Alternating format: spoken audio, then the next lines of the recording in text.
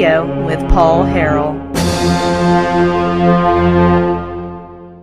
And joining us now to talk about the entire situation, specifically the event yesterday, Chamber of Commerce, we have Bob Bailey, the opponent of Breanne Davis, on the line. Bob, welcome back to the program. Good morning. Glad to be here. So let's talk about her accusation. First off, I mean, we know there's a double standard. You were at that Pope County meeting. You heard her say, let's not talk about funding anymore because both people are getting money from outside the district. At that meeting, she didn't want to talk about all of the Little Rock Monolith Marble Palace establishment that are giving her money. They only wanted to talk about, they only wanted to talk about Conduit, quite frankly. But beside that, she is saying that you pulled out of the event at the chamber and saying that you're refusing to show up and debate her when you guys have debated before. But respond to her allegations. Well, apparently she gets a lot more information than I get. We were in the truck actually knocking on doors and meeting small business people, and I got a call from the Chamber of Commerce that said, hey, Mr. Bailey, we'd like you to show up at this meeting. And I said, okay, what's the meeting about? I'm not there to get slammed or roasted or talked down to again, am I? And she said, oh, no, it's nothing like that. She said, we're meeting with Senator Womack, and after that meeting... You mean Congressman Steve? You mean Congressman Steve Womack? Yeah. Okay, interesting. Go ahead. And we, as a chamber, just have a few questions we would like to ask you and Breanne. Well, I'm driving in the truck, and my schedule is plumb full to the top, And I said, I think we can do that, and yes, I would like to attend. Now, understand that I thought it was just a real small question and answer session. That's what she led me to believe. And then, as it turned out, we did have a scheduling conflict, so we couldn't attend. Now, my campaign manager was so busy yesterday that she simply forgot to call him up and tell him. So about 10 till 5, I guess they'd probably been sitting there for 5 or 10 minutes.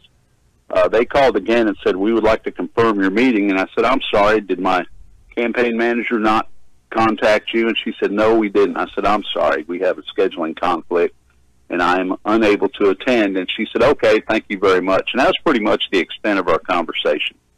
And then we're rocking and rolling right along. We don't get done till 9:30, 10 o'clock, 11 o'clock, 12 o'clock sometimes.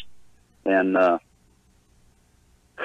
somebody sends me a video of this Breanne on Facebook, and if you look at that video, you can tell by her body language and by her facial expression she is not happy. And then it became evident to us that we literally dodged a bullet. It was another setup. Nobody told us it was going to be a debate. I had no idea, and as for stiffing them the second time, Misty and me were sitting in my office, and I said, Misty, did we miss something? And she got to checking the schedule, and she said, no. There is, as far as I'm concerned, there was no first time that we were supposed to be there unless they specifically set something up and neglected to tell us to be there. Mm-hmm. So wow, that's what that's about. Wow.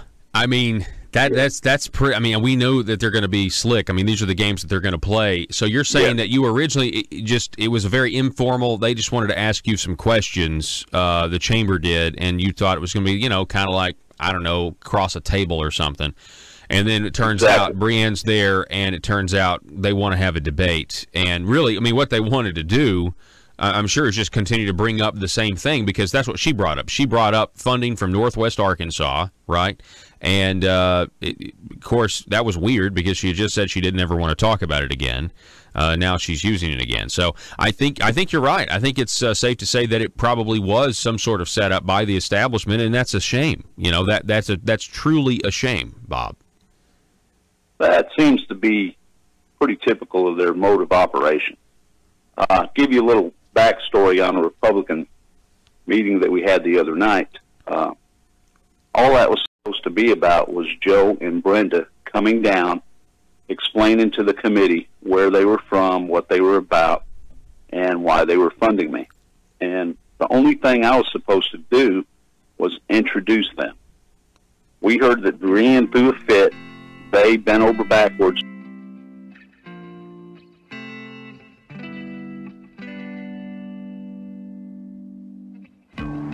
I think it's time we ask ourselves if we still know the freedoms that were intended for us by the Founding Fathers. They seem to be in full-scale retreat from spending cuts and are talking about raising people's taxes again. And I have only one thing to say to the tax increasers. Go ahead, make my day. If we lose freedom here, there's no place to escape to. This is the last stand on earth. Those who would trade our freedom for security have embarked on this downward course. Whether we believe in our capacity for self-government or whether we abandon the American Revolution and confess that a little intellectual elite in a far distant capital can plan our lives for us better than we can plan them ourselves. Conduit News Radio with Paul Harrell is on now. Welcome to the show, ladies and gentlemen. Thank you so much for being with us today. Good morning to everybody out there listening. You have found the intersection of conservative ideas and reality. We are building a liberty machine. We want you to be a part of that. One of the ways you can do that is to call or text 870-275-9799. You can also sound off on Facebook, broadcasting live, facebook.com/Conduit News. I'm going to start with something that I think we can all agree on. I really do. I think we can all agree on this point. Maybe not, but I think this is a no-brainer. The Republican Party is not God. Can we agree on that? Good. Good. We are at the point where there are establishment Republicans who are being exposed for not really being platform Republicans, although we really can't even use that term anymore, can we? Last night, the media, as if it was news, reported that Jan Morgan, who filed for governor yesterday, said she was not going to endorse Asa Hutchinson if she lost and he wins in this primary. As if this is news. Responding to the question, will you endorse Asa Hutchinson if he wins, Jan Morgan is quoted as saying, absolutely not. This is from KATV's Marine Glasovic, or Glasovich. My apologies, my sincere apologies. This tweet came out, I guess, at 5:30 yesterday. Republican challenger Jan Morgan tells KATV News she will absolutely not endorse Asa Hutchinson if he beats her in the primary. Details on why and the governor's response at 6. Now go to the next story, Joe. Here we have a portion of that report. You see the headline here. Republican challenger Jan Morgan won't endorse Governor Asa Hutchinson. Click play on that video. Pull it up for our listeners, please. And just listen to what Jan Morgan says about spending. I thought this was really good. Here are some definite differences. I'm going to work on shrinking the size of government. That's what conservatives do. And what is a key indicator on whether or not you're a growing government? You look at how much your government is spending. Under our current leadership, under Asa's term, he has increased spending every single year. Morgan calls Hutchinson an establishment progressive. Really? With Hutchinson defending his conservatism when he filed last week. Everybody who knows my entire career and my record as governor knows that I have not only believed and campaigned as a conservative, but I've governed as a conservative. Morgan says another Wow, okay. Everyone knows that you have governed. Everybody. There's not one dissenting voice out there. Clearly there is. Yes. There's at least two. Jan and me. And you, Joe. There's at least three. No, but everybody knows. Man, I'm telling you. I will say, the one thing this primary has done so far is it's made Governor Hutchinson squirm a little bit. I mean, this is kind of, I don't know if you can tell, but it's to me, it just seems a little awkward for him. That's all. All right, now keep going. Let's actually get to the absolutely not. Again, KATV's Maureen Glasovich. Difference between her and Hutchinson is taxes. We are among the poorest in America by income, and Wow. yet our citizens are the most heavily taxed. Stop for a second. That This is is also mirroring. unacceptable. If you saw Jan Morgan was on Capitol View with Jesse Tenor this weekend, echoing some of these same points, and I have to think, I mean, she did exceptionally. She's doing very good in this interview. She did exceptional on Capitol View. I have to think it has kind of sent the Little Rock establishment in a little bit of a panic mode, just because you have the media paying attention to somebody who is articulate and is criticizing the governor for being a big government progressive. I know that term really upset, but there are look, it has been firmly established in the political spectrums of today, or the political vernacular of today, that there are progressives in both the Democratic and Republican Party. And I'm going to link Asa in one of them here in just a moment over on the Democratic side. Let Jan continue, though. I want to hear her absolutely not and her reason why. And we should have made huge strides in lightening the tax burden of the people of this state with a full term. There's no excuse for that. What I would like to see is us to get away from the state income tax. And while Hutchinson told reporters last week he has a speaking engagement coming up with Morgan, when KTV asked if she would endorse him if he beats her in the primaries, here's what she says. Absolutely not. Wow. Can you believe that? Yes, and I here's can. The reason. If Asa was even remotely conservative, I wouldn't be in this race. There you go. Stop. Campaign. All right, stop. And again, that was KATV. We had a tweet from, again, Maureen Glasovic, and then that was part of her report where she gets Jan Morgan to say she will not endorse. She will not endorse. Now, let's think about this for a second. When I first saw the tweet, it was actually sent to me in a text message. Okay.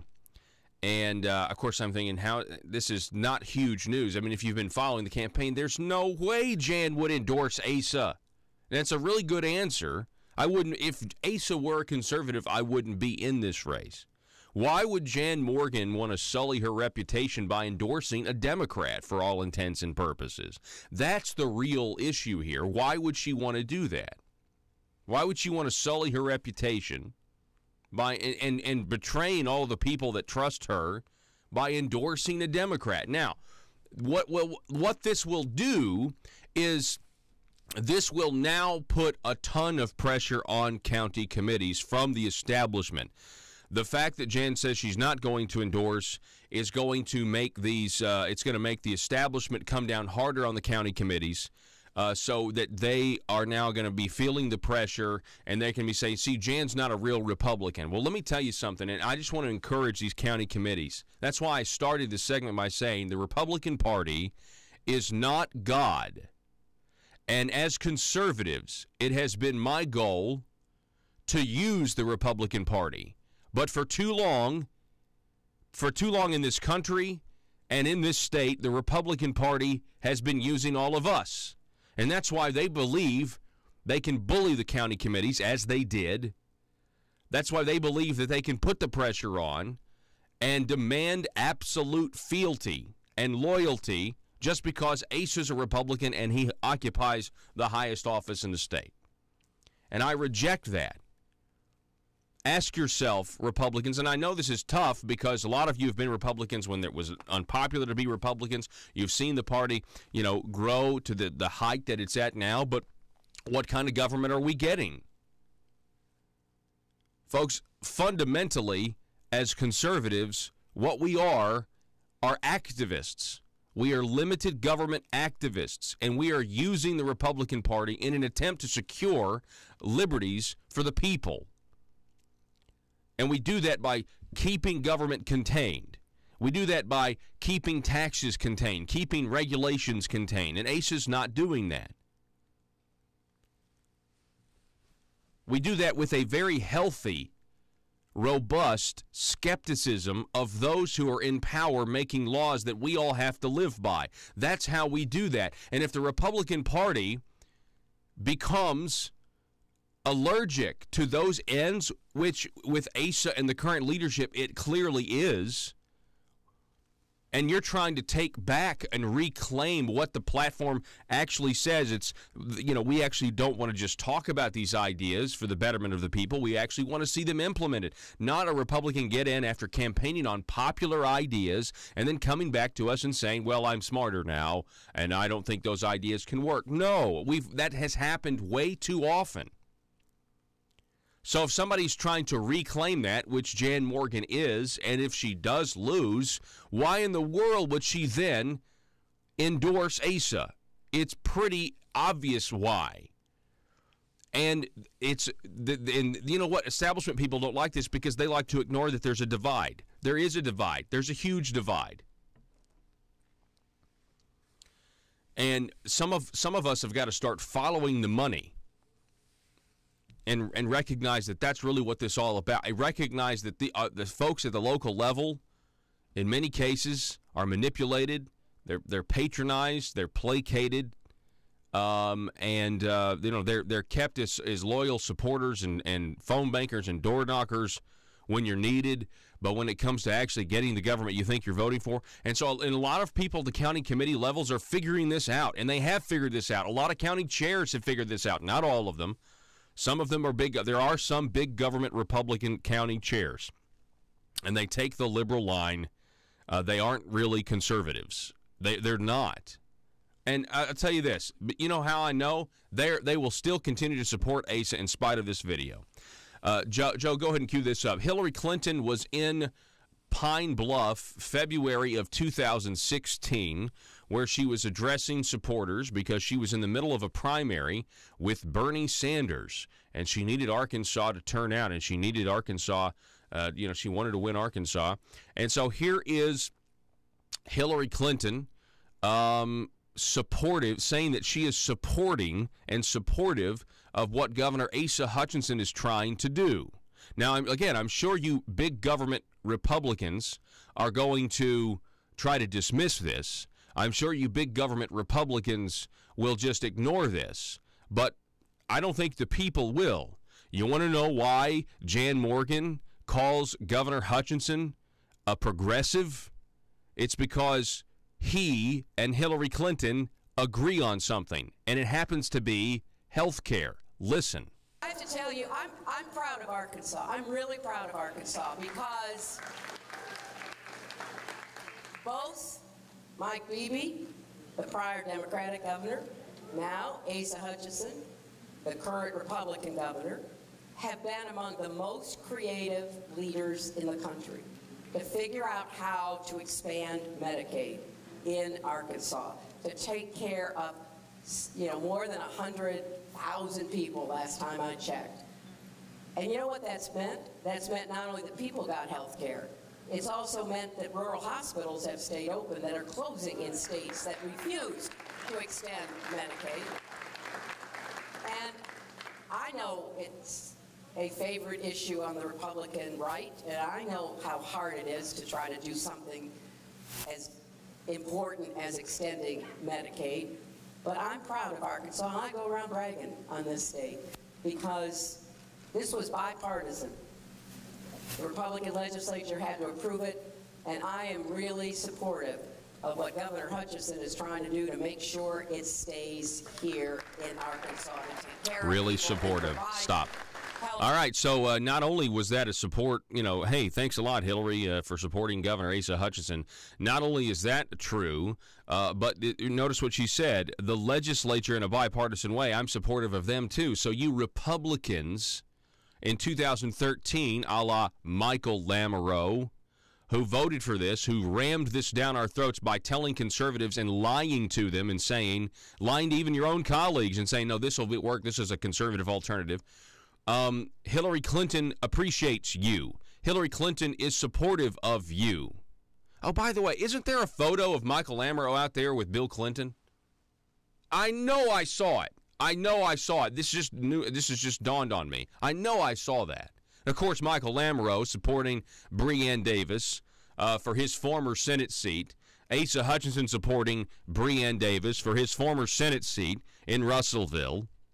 in District 16. Bob Bailey, the anti-establishment believer in liberty, less government, and freedom, actually believes that the Second Amendment is a human right, not just about duck hunting. By the way, I get a kick out of that. You go look again real quick at Breanne Davis's flyer on the Second Amendment, and it's about duck hunting. And I don't think she understands how radically offensive that is to actual conservatives. It's like, no, the second I saw a post of Bob Bailey posted, I think the other day, and he was saying how the Second Amendment, it was a link to an article saying the Second Amendment actually isn't even about guns; it's about human rights. I mean, obviously it's about guns, but it's more than that. It's about the concept of a human right to defend yourself, to protect yourself from dangers around you, or God forbid, a tyrannical government like that of the one led by King George, or maybe others to come. Anyway, we're going to take a break. You're listening to Conduit News Radio. I'm Paul Harrell. Don't go anywhere. Back in just a moment.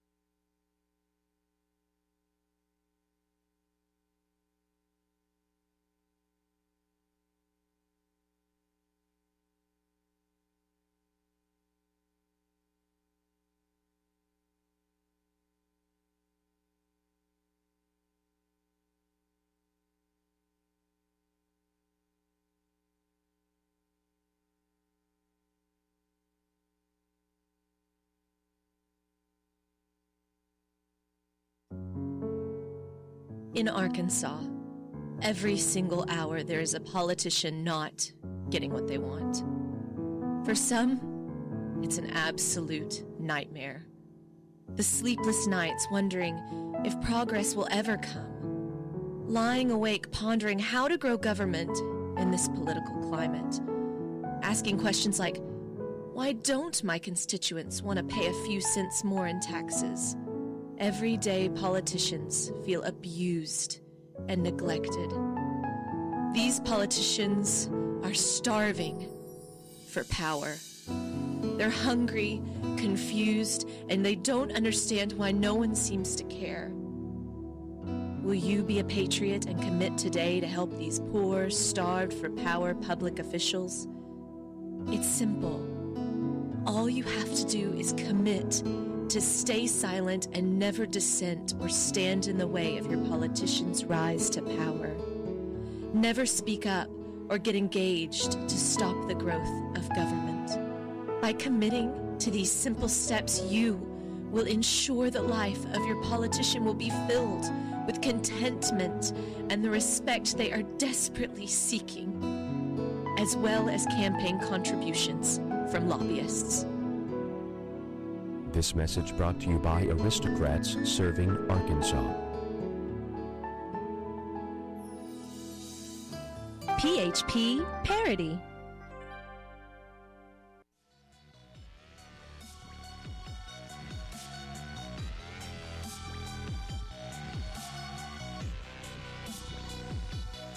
Need your daily news fix? Don't forget to tune in to Conduit News Radio with Paul Harrell.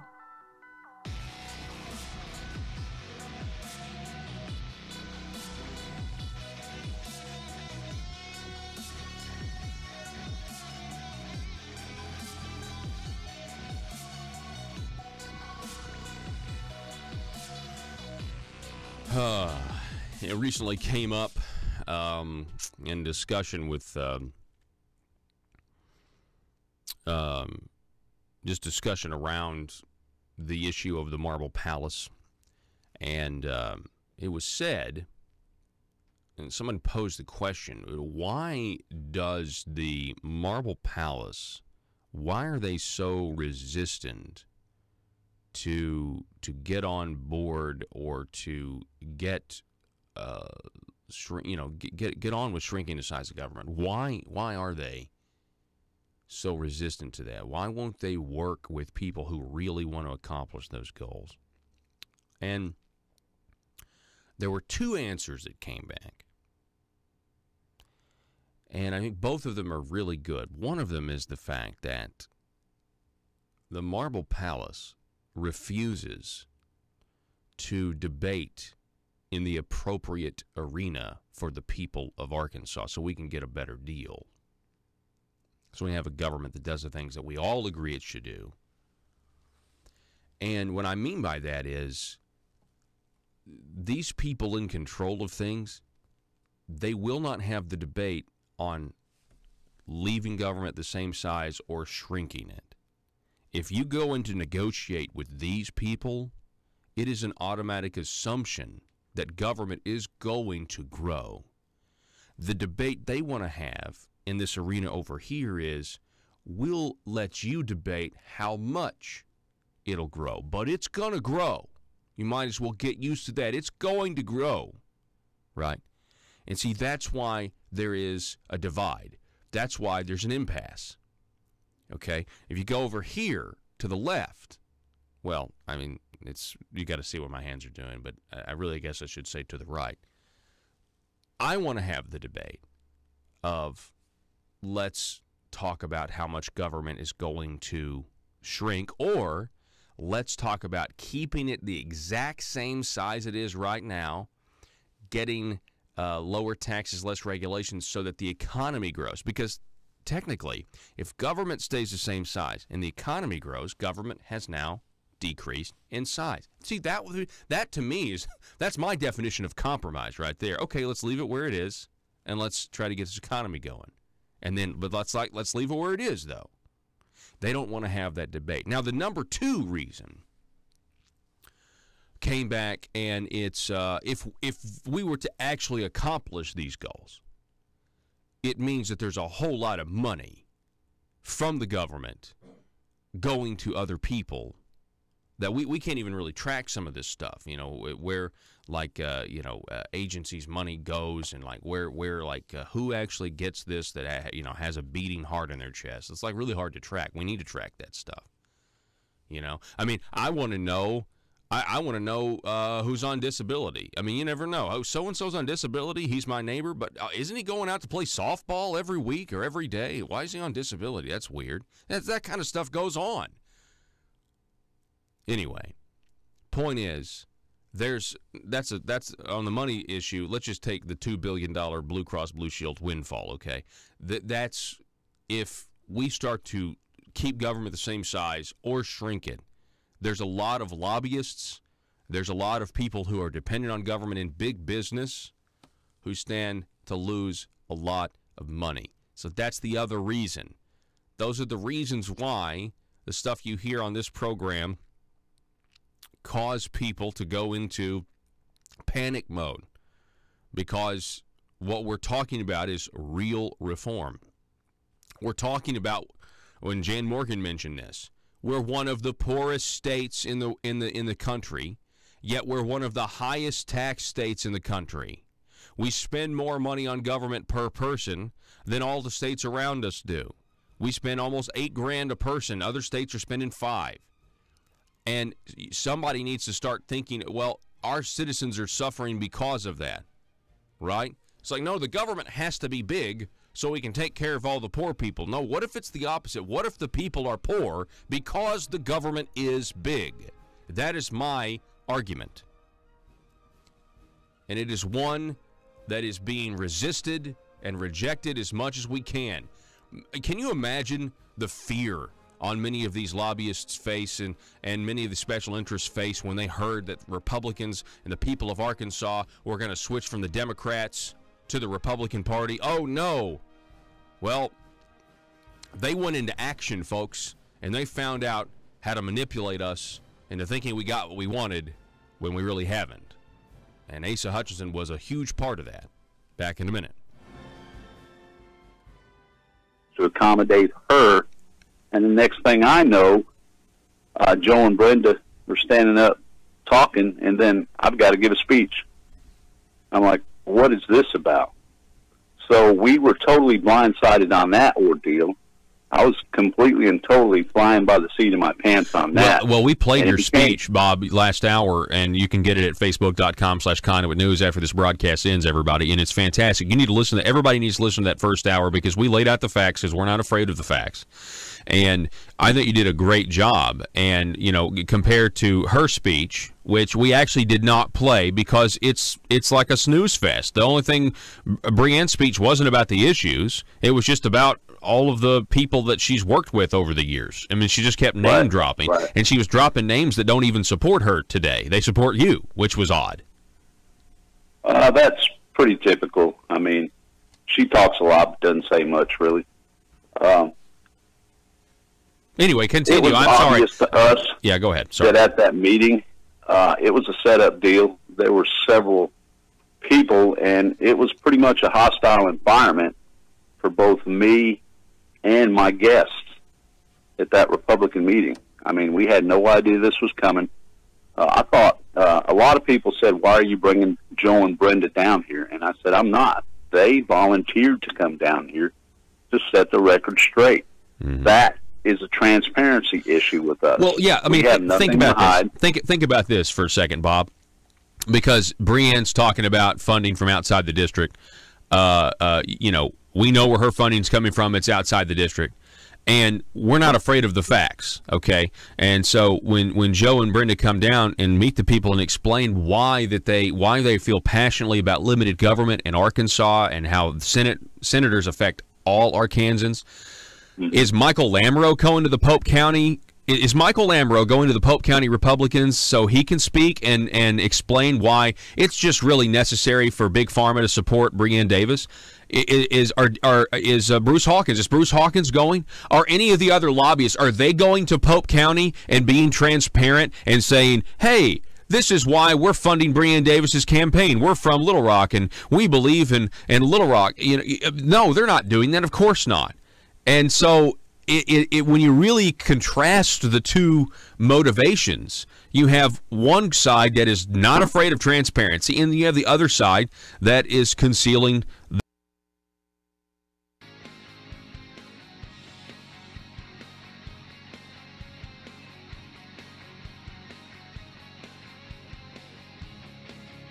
The intersection of conservative ideas and reality.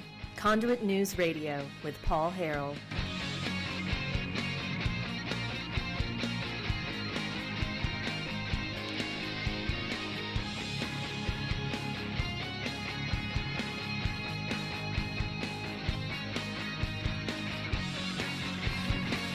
I'm proud of Arkansas. I'm really proud of Arkansas because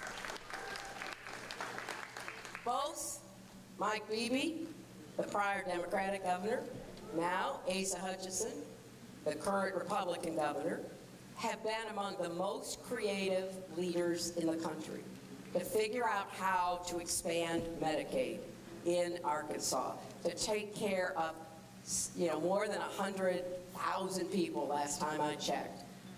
And you know what that's meant? That's meant not only that people got health care, it's also meant that rural hospitals have stayed open that are closing in states that refuse to extend Medicaid. Wow, what a Democrat talking point that Republicans parrot. It's a favorite issue on the Republican right, and I know how hard it is to try to do something as important as extending Medicaid, but I'm proud of Arkansas, and I go around bragging on this state because this was bipartisan.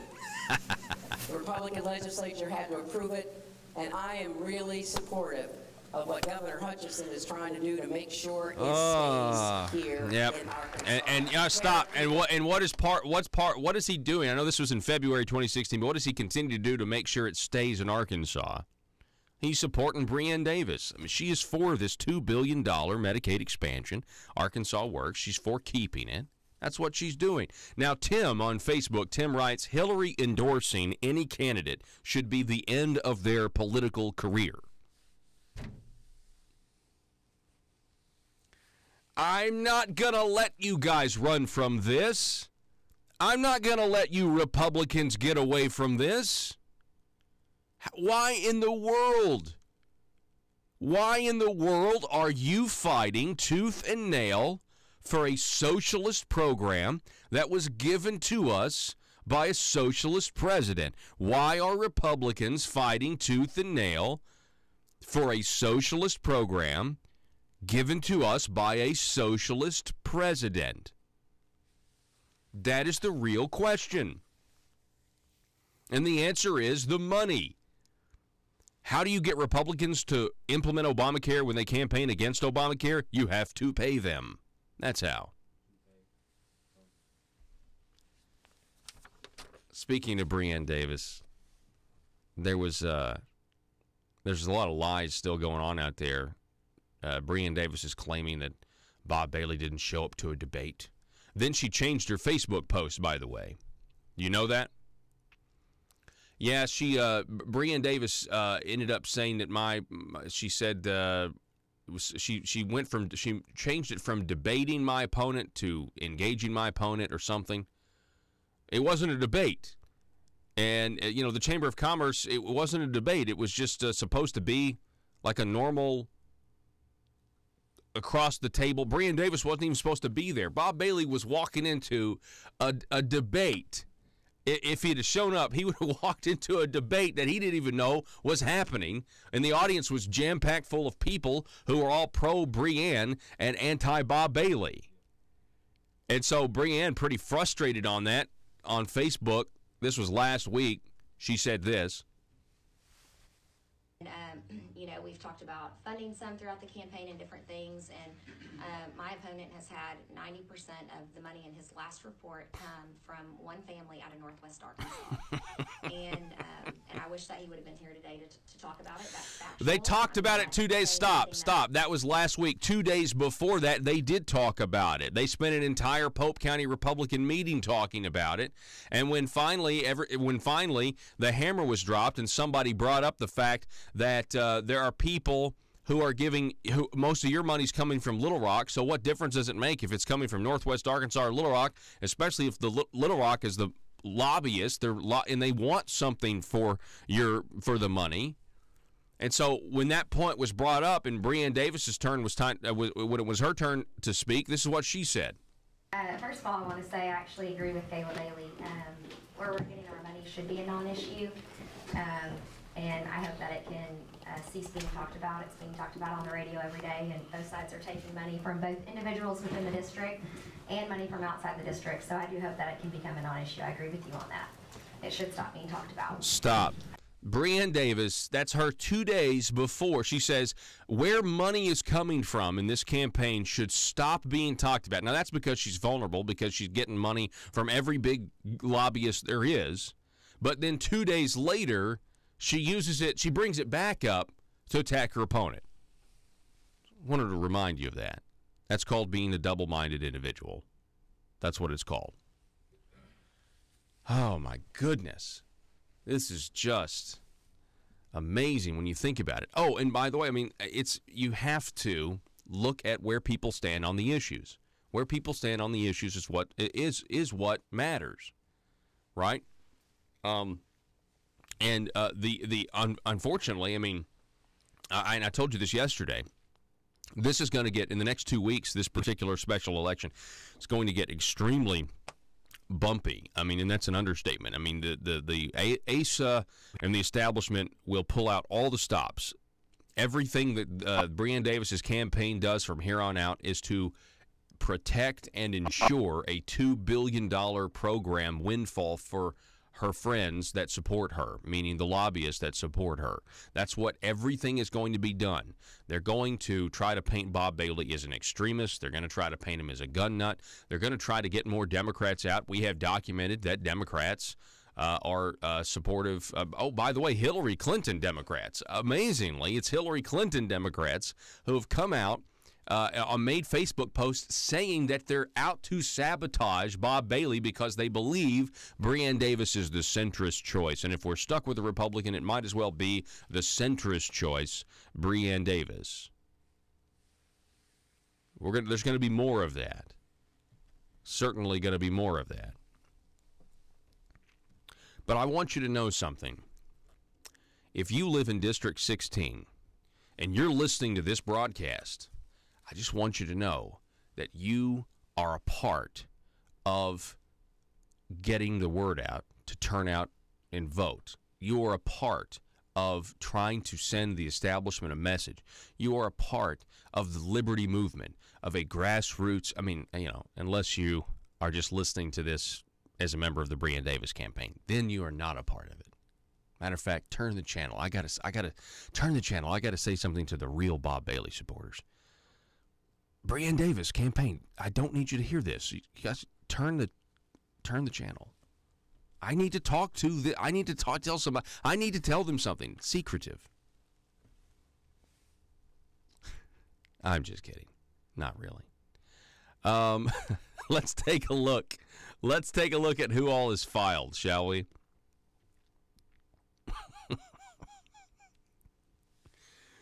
Oh, my goodness.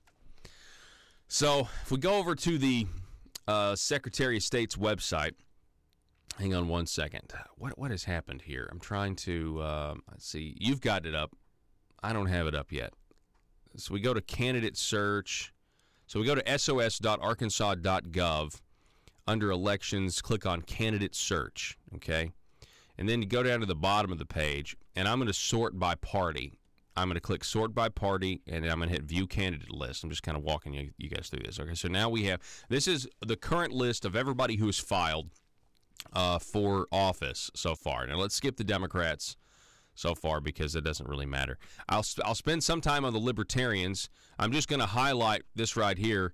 If you go up to the Libertarians, Joe, real quick.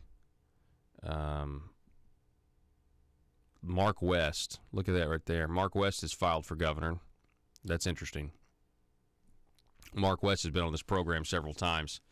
And he does. Of course, this has nothing to do with the primary between Jan and Asa.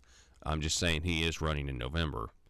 And scrolling down, let's see, get to the Republicans, and let's see what we have here. And this is apparently in reverse. No, it's in most recent filing. Okay, it's in most recent filing. So if you look at the Republicans, the date was yesterday, 2/26. Is when this was updated. Now this is what's interesting. You look, Jan Morgan filed for governor. That's good. But look at this right here, Senate District 8. Highlight State Senate District 8, Joe. Look who filed. That's Denny Altus. You see that?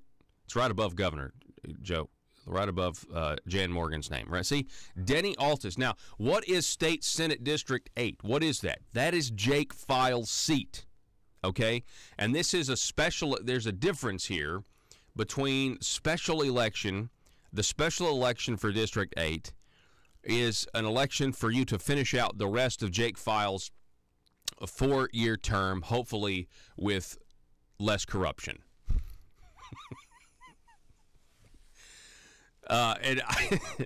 So whoever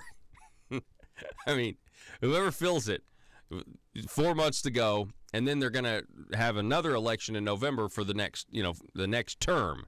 But Jake Files, of course, pled guilty, and because he did the wire fraud, the stealing of taxpayer dollars, all that stuff. He pled guilty, and he finally resigned, which he should have resigned last year. But anyway, Denny Altus is the only one that's filed so far. Now, filing ends on Thursday, and Denny Altus is it.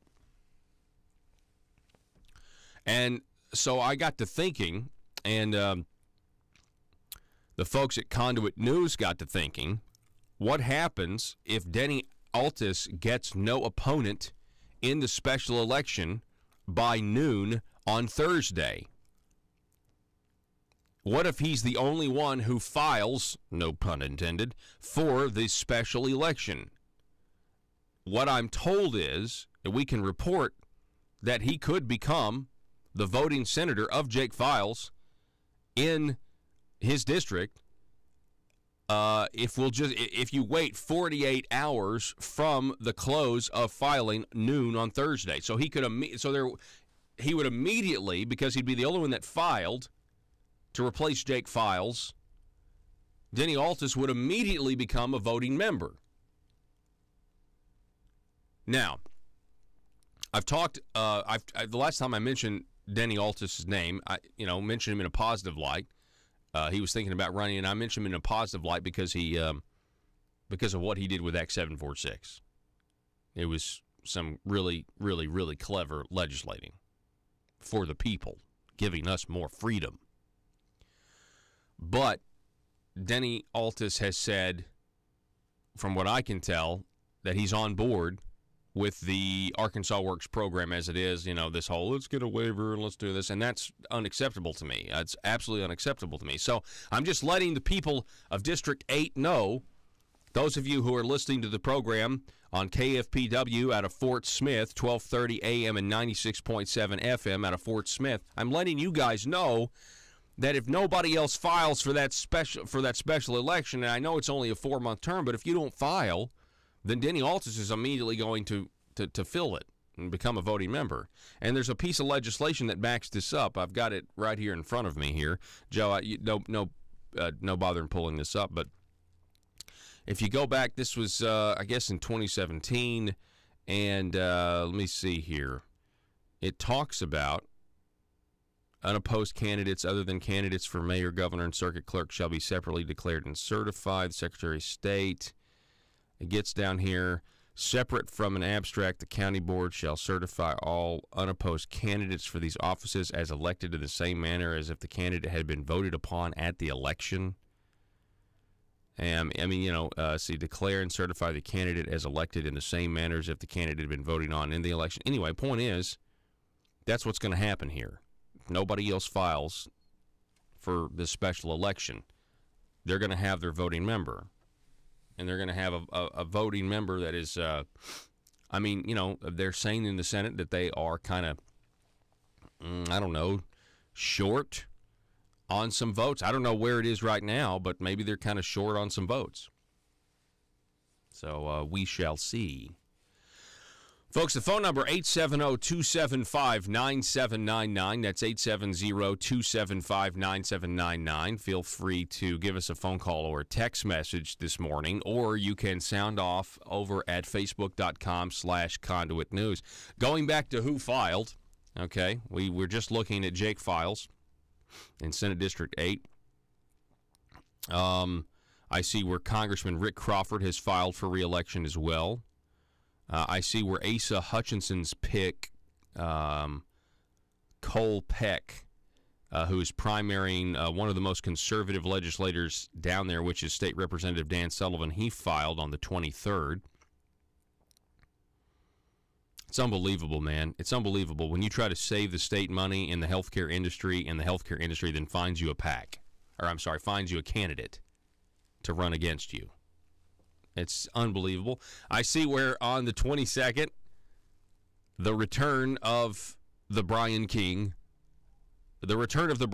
happened on the 22nd last week. He did in fact file. Man, I'm telling you, he shocked some people. People had no idea. I was told there were state reps, there were senators. I mean, people just assumed he wasn't going to run again. Then we have, Scott Richardson filed on the 22nd as well. Scott Richardson is challenging Dan Douglas. And so that's going to be very interesting to see what happens there. I mean, do the people of Dan Douglas's district really appreciate him advocating for tax increases basically the entire time that he's down there? Yeah, I see that. And then we have James Sturch, who is filed officially to challenge Senator Linda Collins Smith. Again, James Sturch is the governor's water boy. James Sturch famously lurched out of the House chamber to kill special election reform.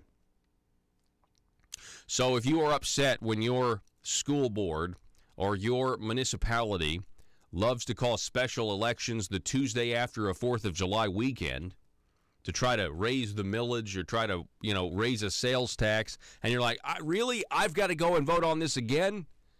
If you're upset by that, then you have no one to blame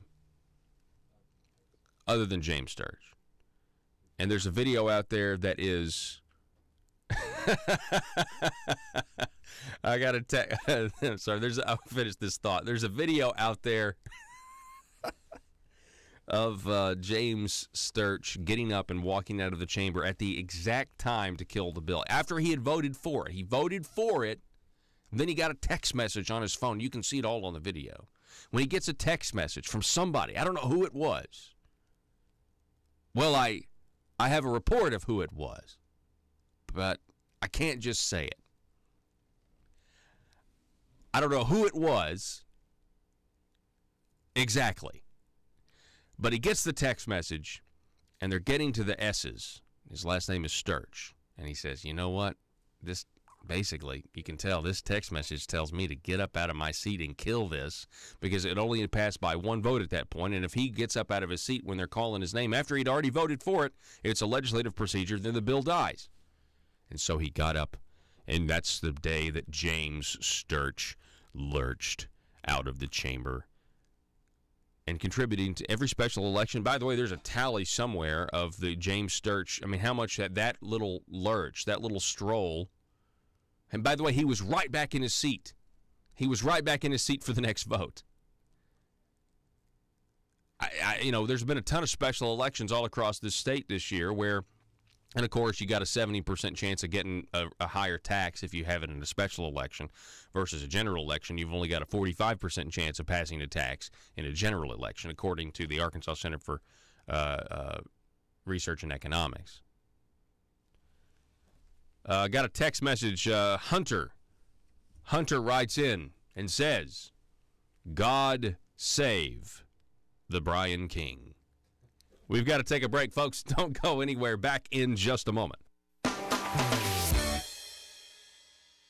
If you're like me, you believe that small business is the heart of Arkansas's economic engine, and it should be viewed that way by the politicians in Little Rock.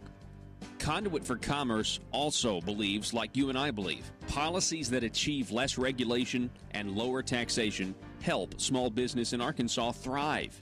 Other policies like small, constitutionally consistent government and reducing citizen dependency on government keeps it from growing and expanding its influence on our daily lives. Conduit for Commerce works every day to educate the general public and legislators on these important priorities in the name of Arkansas small business. By the way, contributions to Conduit for Commerce are tax deductible. Log on now to conduitforcommerce.org and click on Contact Us on the right side of the page. That's conduitforcommerce.org. Go there now and learn the facts on protecting small business in Arkansas.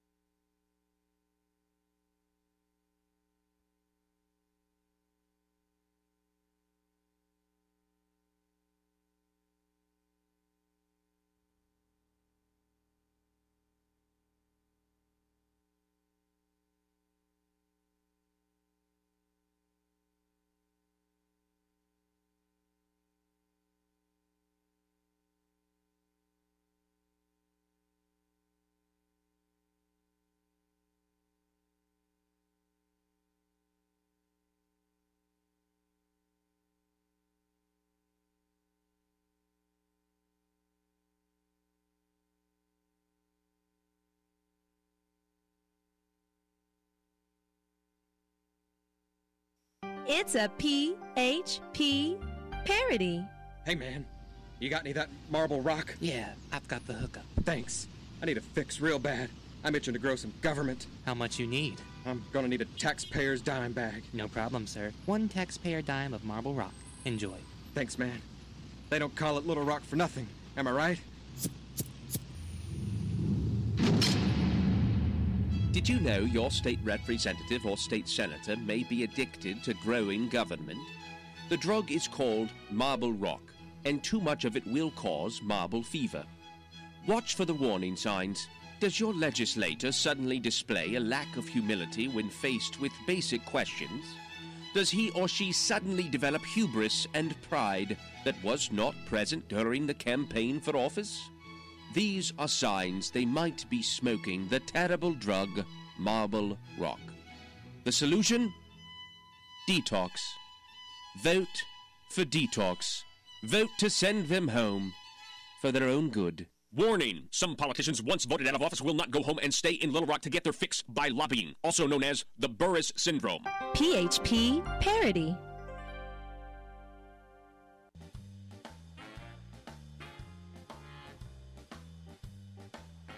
Exposing the truth and everything the Marble Palace establishment keep trying to cover up. It's Conduit News Radio with Paul Harrell.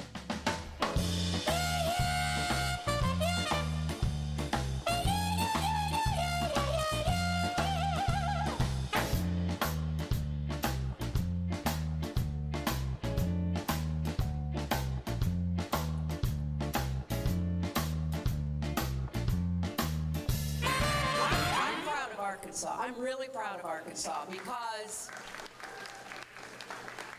both Mike Beebe, the prior Democratic governor, now Asa Hutchinson, the current Republican governor, have been among the most creative leaders in the country. Wow. To figure out how to expand Medicaid in Arkansas, to take care of, more than 100,000 people last time I checked.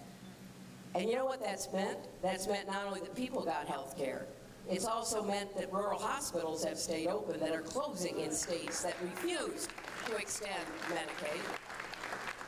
And I know it's a favorite issue on the Republican right, and I know how hard it is to try to do something as important as extending Medicaid, but I'm proud of Arkansas, and I go around bragging on this state because this was bipartisan.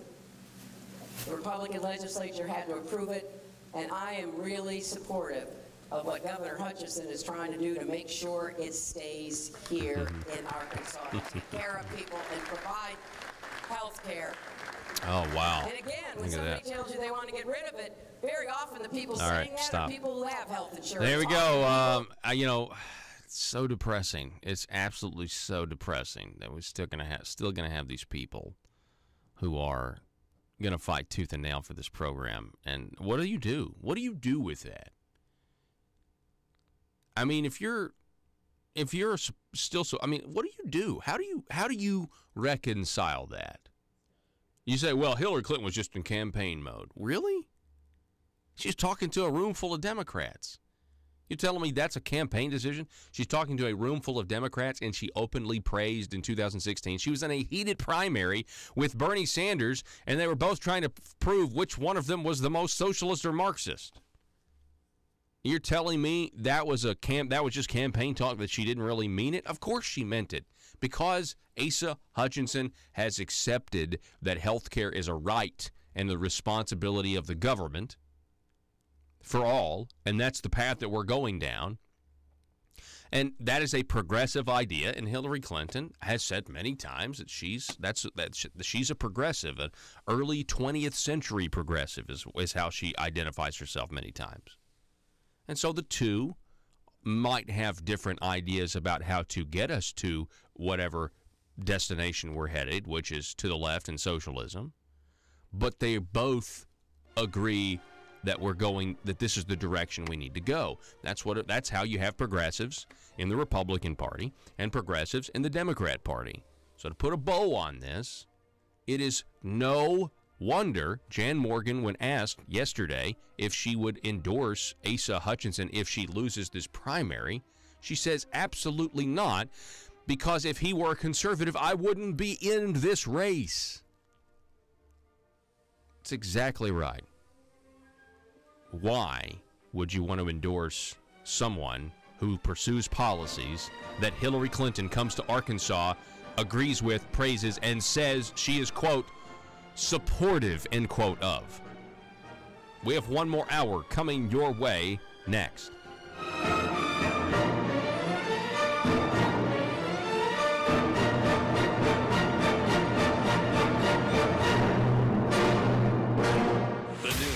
Talk of Northeast Arkansas. This is News Talk 101.3 FM and 12:30 AM KBTM Jonesboro, an EAB radio station. at that Republican meeting. I mean, we had no idea this was coming. I thought a lot of people said, "Why are you bringing Joe and Brenda down here?" And I said, "I'm not. They volunteered to come down here to set the record straight." That is a transparency issue with us. Well, yeah, I mean, think about hide. this. Think about this for a second, Bob, because Brienne's talking about funding from outside the district. You know, we know where her funding's coming from. It's outside the district. And we're not afraid of the facts, okay? And so when Joe and Brenda come down and meet the people and explain why they feel passionately about limited government in Arkansas and how senators affect all Arkansans, is Michael Lamoureux going to the Pope County? Is Michael Lamoureux going to the Pope County Republicans so he can speak and explain why it's just really necessary for Big Pharma to support Brienne Davis? Is Bruce Hawkins? Is Bruce Hawkins going? Are any of the other lobbyists, are they going to Pope County and being transparent and saying, hey, this is why we're funding Brienne Davis's campaign. We're from Little Rock and we believe in Little Rock. You know, no, they're not doing that. Of course not. And so when you really contrast the two motivations, you have one side that is not afraid of transparency, and you have the other side that is concealing the their motivations. Go ahead, Bob. It was. I thought it was interesting that we found out later that some of the people that were raising Cain at the meeting, so to speak, had various ties to Brienne that we did not know of before that meeting. A lot of it's got to do with medical marijuana. You've probably seen the documents. Yeah. Of where certain individuals are all tied in with that. It became apparent to us why one of the pharmacists down there was supporting her. He's also tied in with that. Things are becoming a lot more apparent, and it's becoming more apparent to a lot of people here in Russellville that as this thing skeets on along, as time goes on, she's pretty much a Republican in name only. Why would a Republican candidate intentionally solicit Democratic votes just to swing an election? And I got to give her credit for that. It worked. They had several hundred Democrats come in there and swing the election. We've got Facebook posts where several of them thought it was pretty funny. They were bragging about it. And apparently that's a thing here in Arkansas that I was unaware of. You know, this whole political thing is new to me, and I'm kind of naive in some areas. I'll admit it. I'm used to dealing with people of like mind, people that tell you the truth, people that have good morals, people that have the same ideals and thought process that I do. And it's kind of new turf for me to deal with people that talk out of both sides of their mouth, you know? Yeah. I mean, I'm still getting used to that, having a hard time, but everybody says that's politics, you know? Yeah. So this is very interesting to me. One of the people at the meeting a couple of nights ago, Bob, who was on Brienne's side and was asking a ton of questions, he identified himself, according to the audio tape, as a Mike Wilkins. And Joe, we have this document. Go ahead and throw this document, the PDF that I sent you. If you look at this PDF that we have here, and this is all public record, you can see where a Mike Wilkins is applying for a medical marijuana cultivation facility. Oh, wait for it. Outside of the district. Outside of the district, everyone. But you can see right there the registered name, Michael Wilkins. And that's pretty interesting. We've got the document right here that you can see. We've got, relevant stuff redacted and things like that. But, yeah, they want one in Pine Bluff, Arkansas. And so this is a very interesting document. So it's interesting that those who are supporting Brienne Davis, we've already connected the medical marijuana to her campaign, but now we have somebody who actually wants something from government. And so if you, Bob, are not the kind of guy that is going to give people things from government except liberty, maybe that's some of the motivations there. Yeah, the whole picture becomes a little more clear, doesn't it? Yes. Yes, it does. Yes, it does. We're finding out stuff every day that just absolutely blows me away. Now, you have to understand why she is harping on the fact that most of my money is coming from Northwest Arkansas. Really, it's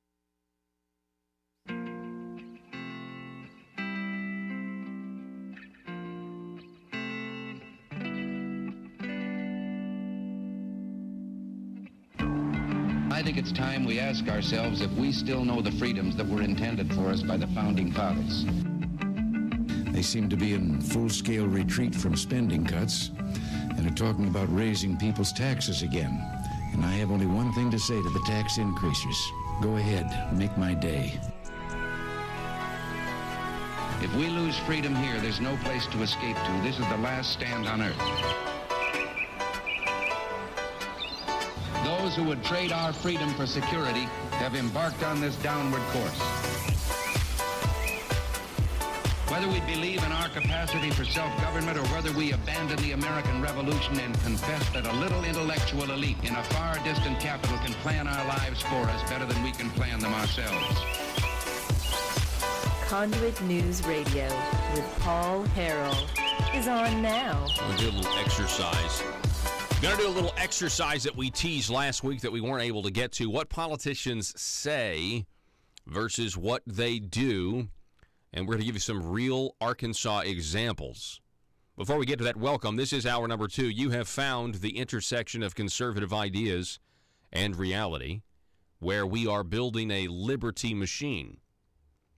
And the Marble Palace establishment has taken notice. They continue to react to what is on Conduit News Radio. This program sets the narrative inside the bubble, and in many cases, even if they were to deny that, this program is having a psychological effect on them because there's at least something to break through the talking points that oftentimes are designed to mislead a conservative electorate. Anyway, welcome to the program. You can also sound off Facebook.com/Conduit News, ConduitNews.com. You can watch us live at YouTube, Facebook, ConduitNews.com, wherever you want. But if you really want to participate in the community of commenters, then I would suggest you go to the Facebook page, Facebook.com/Conduit News. I see where Republican candidate Bob Bailey is watching right now. And he just said one of the principles of socialism is to control the health care. Follow the dots here. You're exactly right. Ronald Reagan said it. I mean, I didn't get to this. Maybe we should get to this tomorrow, Joe, if you could just make a note on this. But in the first hour, we talked about how Hillary Clinton is supportive of Asa Hutchinson. Go ahead and cue that audio back up. Hillary Clinton is supportive of Asa Hutchinson. I know we've heard it a bunch, but we were doing this in the context that Asa is a progressive and Hillary Clinton is a progressive, which is why Jan Morgan called him a progressive in the KATV interview when she said she would not endorse Asa Hutchinson if he wins.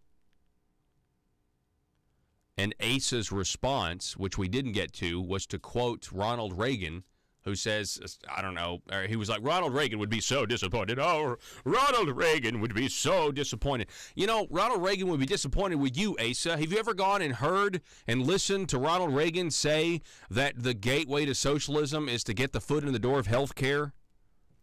So we're pulling that Ronald Reagan audio tomorrow because I've had it. Never criticize another Republican. That was one of Reagan's rules, right?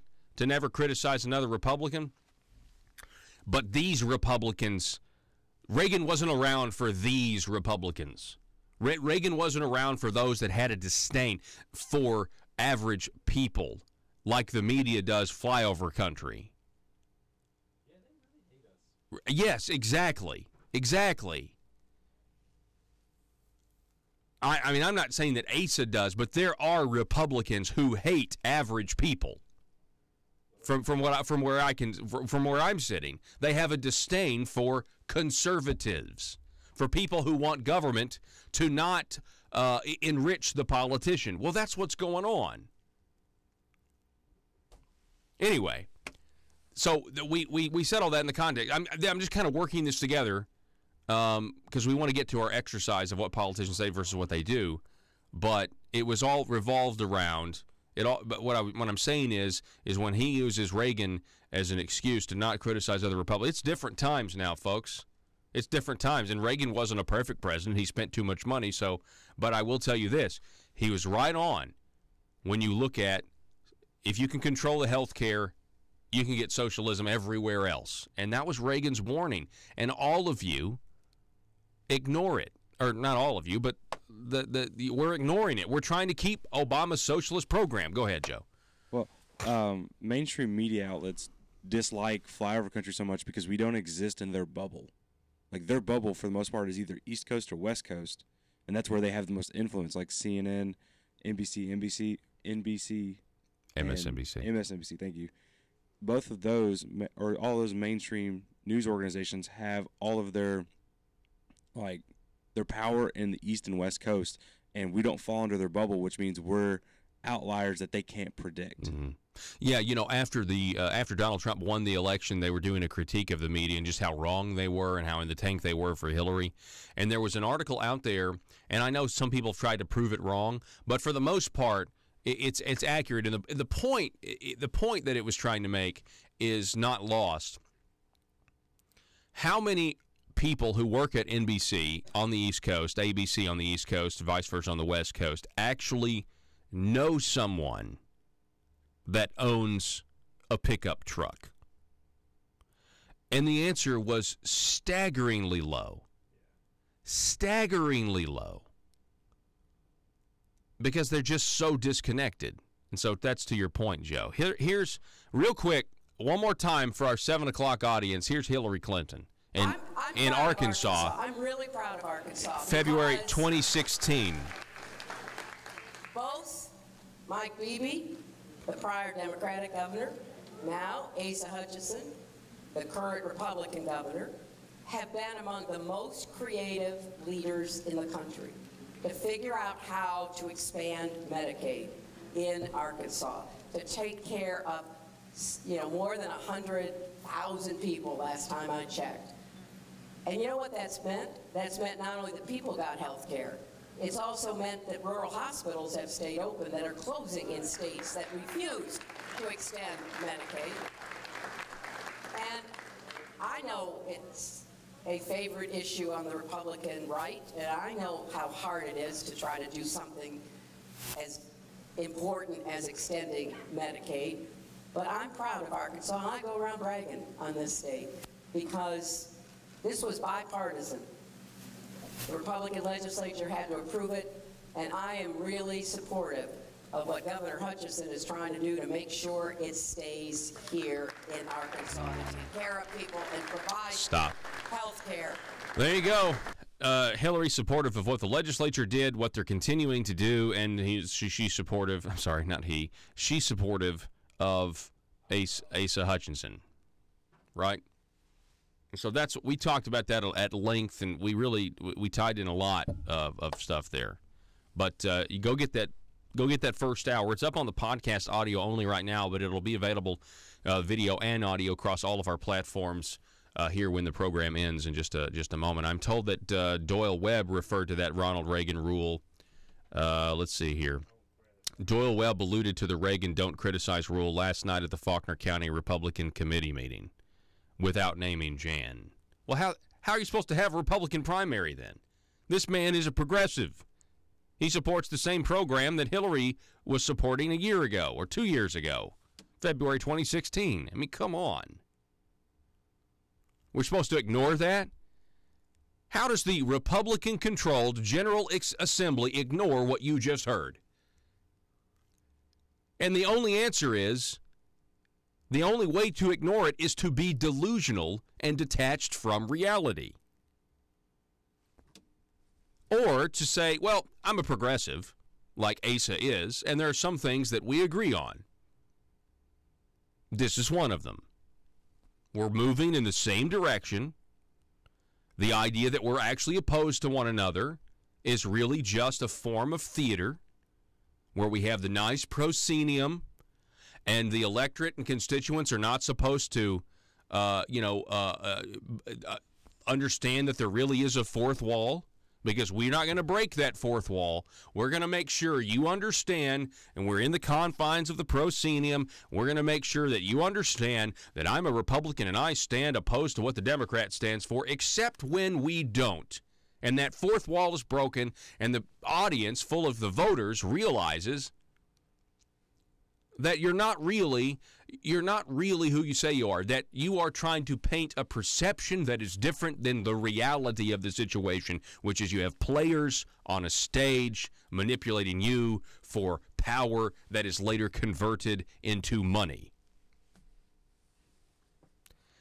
Our whiteboard this week says truth matters. You just heard some of it right there. And it's truth that really cuts to the core of the problem, not just in this state, but it's a big problem all over the country, if you want my opinion about it.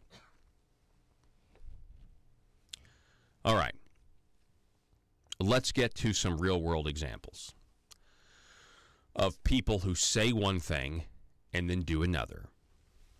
Starting with State Representative Mike O'Neill. This is why, in the context of what's going on with the primaries, in the context of what's going on with the special election in Senate District 16 between ACE's candidate, pro-Obamacare Arkansas Works Breanne Davis, and anti-Obamacare Arkansas Works Bob Bailey. Let's and you know, all of the lies that are out there about Bob and that sort of thing. Let's take a look at Mike O'Neill. Let's take a look at what you say versus what you do. Okay? Scroll down, Joe, and get to campaign themes. Now, State Representative Mike O'Neill is a former state representative because he pled guilty. This man pled guilty for taking $38,000 in taxpayer money for his own personal gain in form of kickbacks in a scheme. And he pled guilty to that, and then he turned and he, ratted a lot of other people out. But let's just look. In 2014, when this man ran, and I've told that Mike is very repentant and very upset for what he did, and that's great, okay? If true, I celebrate that, right? That's fantastic that you did something wrong, you got caught up in the machine or whatever. I've never talked to the man, so I don't know, but I mean, I was told, anyway. What were his campaign things? Well, in 2014, Neal's campaign website highlighted the following campaign themes, according to Ballotpedia: job creation. Quote, I will work to facilitate a business climate, not only in Springdale, but in Arkansas, to make our region and state more attractive to employers. I mean, did that have anything to do with taking the kickbacks, using general improvement money, giving the money to, I don't know, is giving the money to, did he give to Ecclesia or did he give to AmeriCorps or Decision Point? I can't remember. I'm so confused. But was that, and was the GIF an effort of economic development? Honest question. Protect the rights of the unborn. Quote, I'm pro-life and will stand in the gap to ensure current rights of the unborn remain protected and will support legislation that protects or enhances the protection of future citizens. I have no reason to think that that's not true unless he's, we've talked about how the private option does pay for abortion coverage. Nobody wants to admit that, but it does. But I will say this. This is a low-hanging fruit issue, and I'm thankful for it because it's my number one issue, being pro-life, but it's a low-hanging fruit issue. Virtually all of us in Arkansas agree that life should be protected. Anyway, so moving on, Second Amendment rights. I will fight any encroachment of Second Amendment rights at the state level. And then listen to this excerpt. Many say, this is from Small Business, many say that small businesses are the backbone of our economy, and I agree.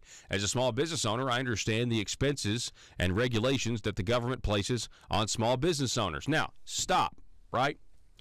These are all great sounding things, right? Kind of maybe like Breanne Davis putting duck, she's for the Second Amendment because of duck hunting and such, right? My point is we have people in this election season, we have people who are running and they're going to say things, okay? So how does a guy who says all of that to get elected end up stealing $38,000 in your money and my money to enrich himself? That is the question, okay? People will say one thing to get elected, but they will do something else. And if you go follow Mike O'Neill, this started almost as soon as he was in office. I mean, he got elected and then boom, here we go. And it was thanks to this guy, John Woods. There's John Woods. John Woods is a former Republican, member of the Arkansas State Senate, according to Ballotpedia, representing District 7 from 2013 to 2017. There's no mention that he was indicted. It says Woods did not run for re-election in the state Senate in 2016. Why? ... Because he was indicted.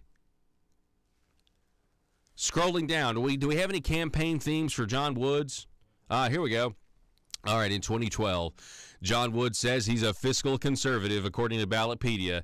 John Woods has voted for a balanced budget every year in the state legislature and is proud of the fact that Arkansas is one of only 6 states that ran a surplus last year. First of all, no one balances the budget in Arkansas. The law balances the budget. Okay? No politician balances the budget because we have a law called the Revenue Stabilization Act that balances the budget for us. So that's first. But anyway, whatever. Carefully crafted language. I get it. Taxes. John Woods has worked to lower the tax burden on Arkansas families and small businesses and encourage job creation, investment, and economic development. Now, in hindsight, John Woods believed in his own personal economic development. Job creation. The first thing that must happen for job creation is for the government to get out of the way, letting the free market grow and prosper on its own accord in the best solution. Keep in mind, this is the guy that extended term limits when the language was deceptive on the ballot, where it made us think that we were getting term limits for the first time when we already had them, and so he doubled the amount of time you can stay in office. And he talks about illegal immigration. He talks about education, infrastructure. Listen to this. This is hilarious. John Woods, quote, Northwest Arkansas in the last 2 decades has not received its fair share of state funds for our infrastructure needs. Wow. The rest of the state would beg to differ. And let's see, veterans, sanctity of life. Anyway, all this stuff. This is what John Woods said to get elected. And the man was indicted on a money laundering scheme, and it escapes me how much money, but it was much more than $38,000. He was laundering money through giving taxpayer money to a college. The college then gives it to a consultant, and the consultant is basically selling access to the politician. The consultant then gives the politician a kickback. That's what he was doing, and now he's indicted, and his public corruption trial starts in April, right? And apparently there's going to be a lot more shoes to drop, is what we're told. And, hey, let me just say this. Honest question, seriously.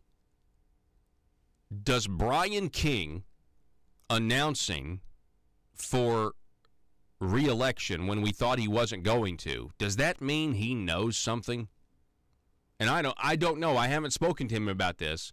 But does that mean he suspects there's going to be a lot more indictments that verify what he's been saying about the Medicaid issue and the amount of fraud and the amount of people taking money illegally?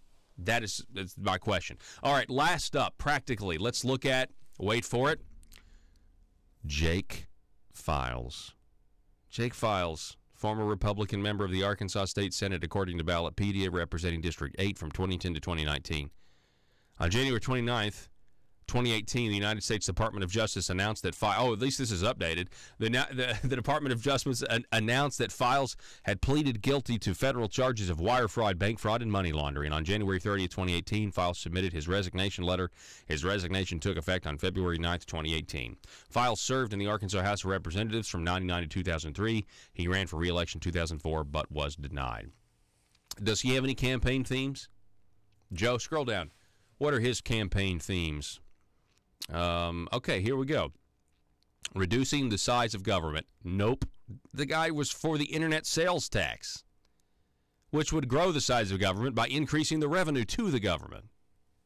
Economic development and the legislation that will aid in the creation of jobs.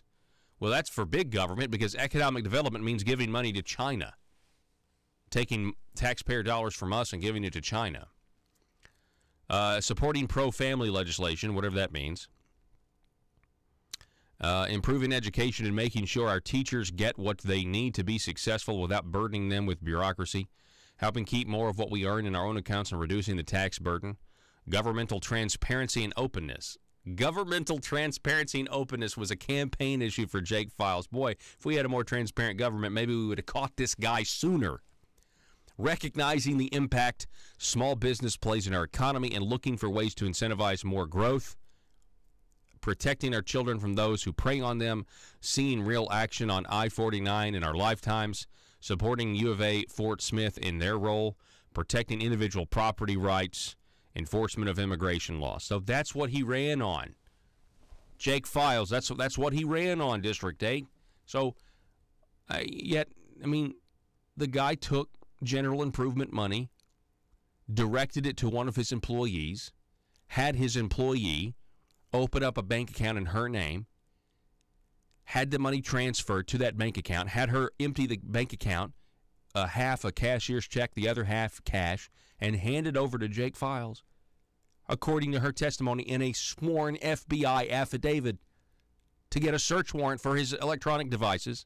And finally, he did plead guilty to all of this. He pled guilty to this. Not to mention he forged bids of other companies to secure the bid for his company in the Fort Smith bidding process. According to the companies that said, our bids don't look like this. I know we have to go. I'm just saying, you say one thing and you do another. We have to be so careful. These guys, these were their themes.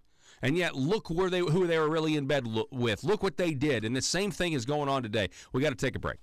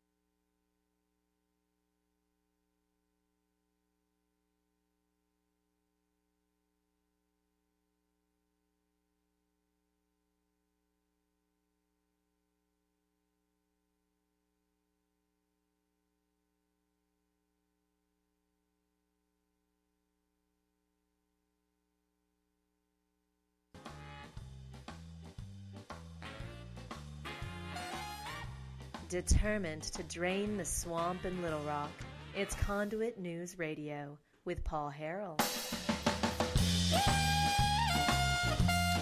So word at the Marble Palace is when you start talking about, well, maybe we need to defund Arkansas Works, or maybe we need to try to fight this battle one last time, or continue to stand on the principles. And the word is like, well, the ship has sailed. It's over. The ship has sailed, and we're just going to have to deal with it. Now, don't believe that nonsense. Hillary Clinton supported this program. Hillary Clinton was supportive of Asa Hutchinson when she came here. We have the audio. We've played it this entire time. And by the way, do we have the data? Has Asa actually secured the 138% of federal poverty and lowering it down to 100%? I haven't heard. Where's the waiver? Where can we see the waiver? You guys at the Marble Palace would be, I think, not serving your people well if you go along with this without actually seeing what the waiver is. And until that happens, I don't see how you can fund this thing. Now, I understand the special session has been called. I'm telling you, or I guess hasn't been called yet. But 3 issues make extra session deadline, according to John Moritz over at Arkansas Online. And this quote just really, they're talking about ATVs, the pharmacy issue, and let me see here. Do we have something else? They want to fix the ATV, maybe C&H hog farm issue, but I doubt they'll get to that because it's too controversial, and Ace is doing the Sierra Club's bidding.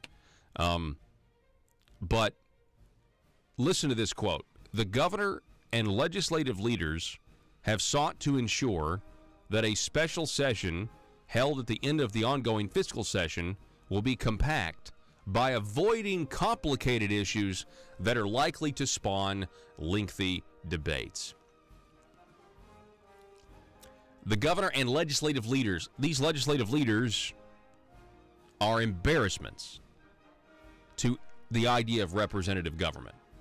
Jonathan Dismang, Jeremy Gillum, you guys are, in terms of the context and history of legislative governments, you guys are an embarrassment. You don't want lengthy debates? So why can't the people have a debate? the only thing they've got to harp on. Mm-hmm. And some of her hardcore supporters, they're convinced that my PAC is like her PACs. And they're constantly dragging him through the mud saying, well, you know, he's being funded by two people in Northwest Arkansas. Which is not. And they're buying his vote, and they're expecting him to do this. And do you really want people from Northwest Arkansas running Russellville? While totally ignoring the fact that most of her fundraisers have been in Little Rock. Most of her big support is coming from the Marble Palace down there. I mean, they don't want to talk about that stuff. And you heard the video the other day where Brianne was smart enough to say, yeah, this needs to be a non-issue. Let's just not talk about it. Yeah, she was the last to speak, and the entire meeting had been about, and questions had been about, where's your funding coming from? And then she gets up to speak and says, we don't need to talk about where my funding's coming from. And then she goes on to give. That's right. And it was such a setup. It's like, hang on a second. You really don't want to talk about where your funding's coming from. That was one of the reasons that she insisted to the committee that she be the last one to speak. See, she wasn't even invited. It was a non-issue. All Joe and Brenda were going to do was say, here's who we are, here's what we do, here's why we do it.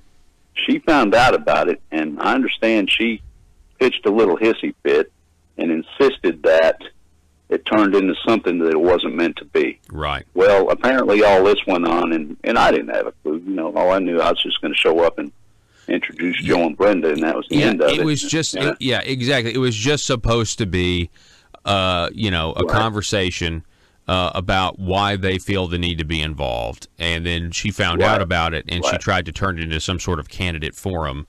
When all they were talking. Go ahead. She's been wanting to have a debate with us, and as you know, in politics, it's usually the weaker candidate that wants to debate because they have nothing to lose and everything to gain. And from here on out, I'm being very, very cautious. I mean, I get a gazillion phone calls a day from people that I don't know. Everywhere we've been door knocking, the response has been very, very positive. So we're just going to continue keeping on. We're going to hit the doors. We're going to make the phone calls. We're going to met a lot of small business people yesterday, got excellent responses. Good. Everywhere we go to eat, we're talking to people and handing out cards. That's what we're going to focus on. Bob Bailey, I appreciate it, sir. Thank you so much for giving the people of District 16 a viable conservative alternative. And, sir, we will talk to you soon, okay? Be safe on the campaign trail. All right. Thanks for having me. All righty. Bob Bailey, everybody. We're going to take a break. Back in just a moment.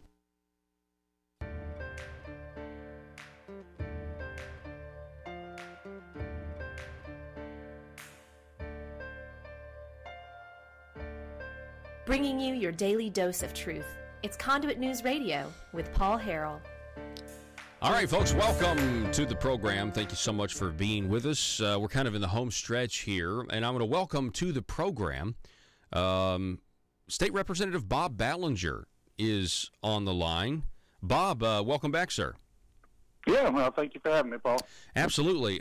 So the fiscal session is going on right now. I was just kind of covering what's going on in the I guess in the upcoming special session.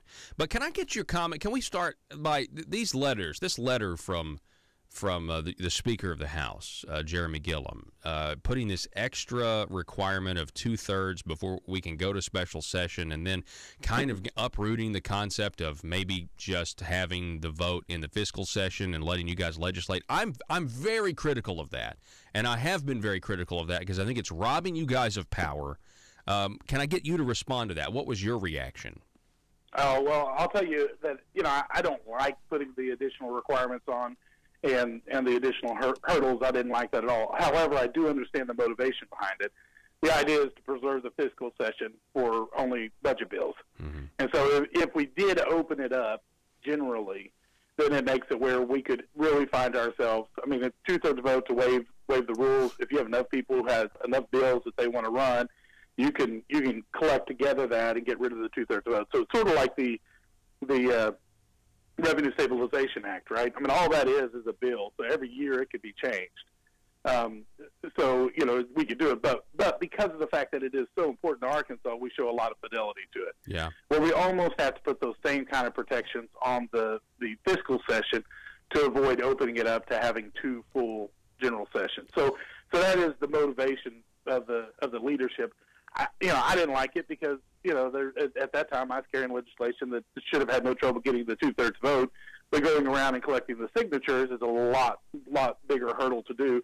And frankly, it does feel a little like you're putting a requirement in there that's really not in the Constitution. Well, there's no reason why leadership can't do that, but I didn't like it myself. Well, you talked about the motivation of the leadership, but I mean, I guess I reject this concept of the spirit of the fiscal session. I mean, I know it's a fiscal session, but constitutionally, it's right there. If you want to hear a non-budgetary bill, they have the constitutional power to do this. And I guess in a state where the legislature doesn't have constitutional authority very often, it to me is I would say it's the opposite. I would say it's not in accordance with the spirit of the fiscal session because you're basically, trying to, move the goalposts, in my opinion.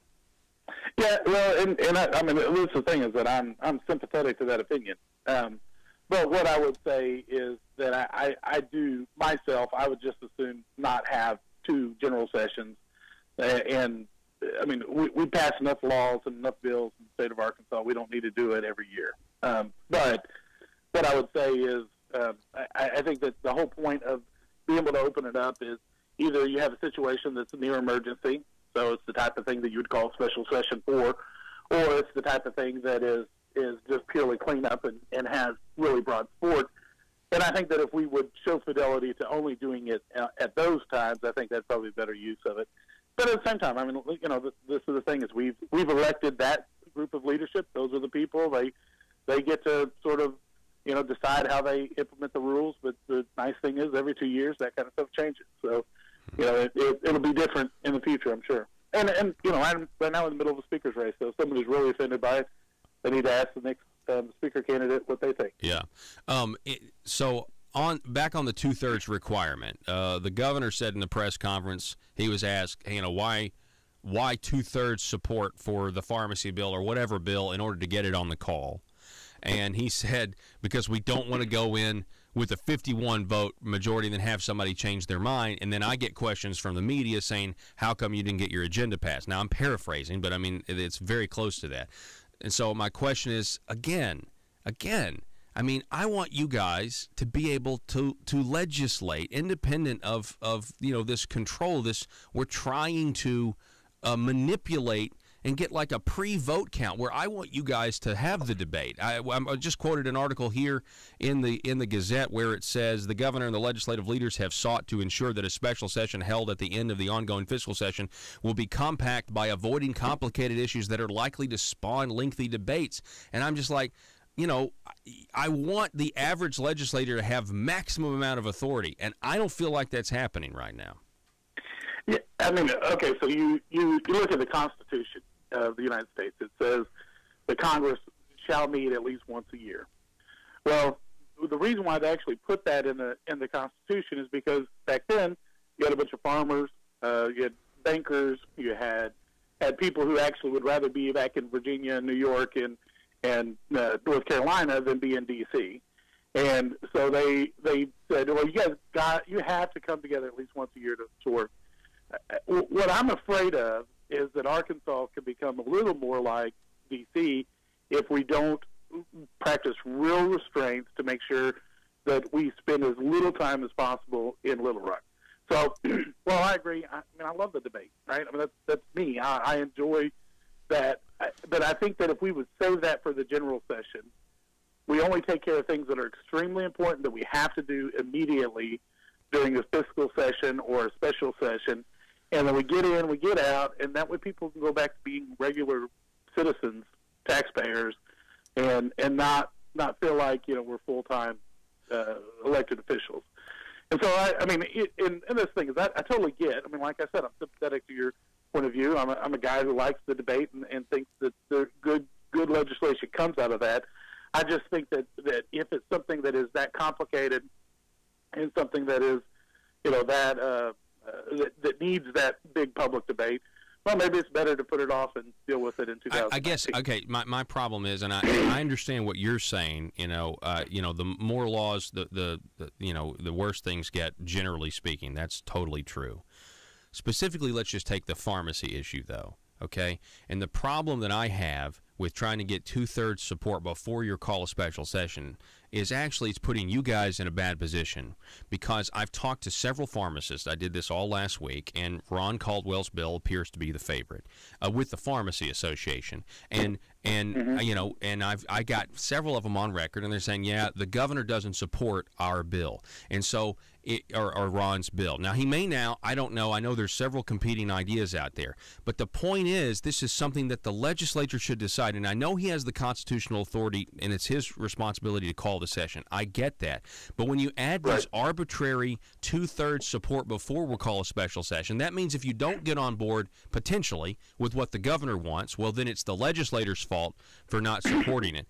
And instead, I mean, what I guess my point is the debate on this particular issue has risen to a level of an emergency, because you have pharmacists who are going to go out of business by the end of the year, according to the ones I've talked to.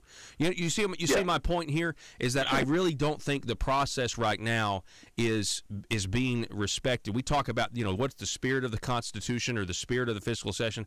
I definitely know the spirit of a separate and equal branch of government like the legislature should be independent of the executive, and it doesn't feel like that. It feels like our legislative leaders are actually trying to do everything they can to make sure that the government or the governor is okay with their moves before they do them. Yeah, if I have one chief objection to how things work down here in Little Rock is the fact that I don't feel like the legislative branch is independent enough.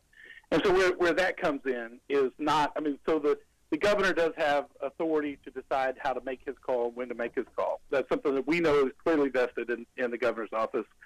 The objection here would be, why wouldn't we take it up in the fiscal? Regardless of that. That really is, the legislature leadership has decided that they also want to try to keep things really tight, and they don't want to deal with non-fiscal things during the fiscal session. And that's where my objection really is. It's not so much in the governor wanting to have his call limited, and because I don't want to be down here in a special for weeks on end debating things, especially when there's only probably like 10 or 15 legislators that really are engaged and involved in trying to put this together. You bring everybody else down here and pay their mileage per diem, all that stuff for them to sit here, and then finally for us to take a vote.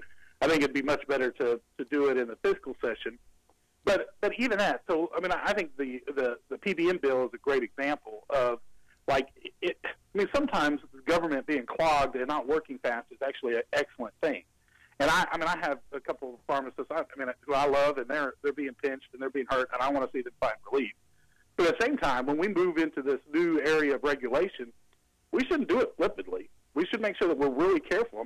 Truly, what we're talking about is creating a new license in the state of Arkansas. Yes. I don't want that. You don't want that. Right. It's kind of like one of the necessary evils that nobody wants to do. So when we do it, we got to make sure we do it extremely carefully. We're talking about interfering with private contracts. Now they're almost monopolistic contracts. But my question is, how is it? And I'll ask you this, Paul. How is it that monopolies ever exist? The only way monopolies ever exist is because of government interference. Right. And so, the better long-term solution would be to go in and say, where are we screwing things up as a government? Now, the problem in healthcare, most of it is federal, but let's say on the state level, how are we doing it to make this problem worse so PBMs can have that type of control over the pharmacists? And then let's try to work in that route long term. And so that type of thing, literally to find the solution is probably like a 5-year, 10-year plan to actually get a long-term solution. Now, the question is, I'm not ready for my folks to go out of business, between now and then. So how do we find that solution to help them during that time? But I hate to put in a new, the definition of eternal life as a new government program. Give them the opportunity to regulate and create a new. I've tried to get rid of license. I know it's a booger. It's hard to do. Yeah, and I know you have. My comment on that is we're in the middle of a socialistic healthcare system, And now as a conservative, I am now asking for regulation. As a conservative, because the government brought us to this point, as you brought up, they've brought us here in the first place. And the big issue here for me is that when you take taxpayer dollars to pay for these Arkansas Works plans and these Blue Cross policies, and then the Blue Cross has the deal with CVS Caremark, now you have pharmacists' taxpayer dollars going to a system that is putting them out of business. And that is, I think, is why this has risen to a boiling point. Yeah, and I agree. I mean, and so I agree 100% with all that, but I think you would also agree, like, if we're going down this path, it ought to be something that we're very deliberative in how we do it.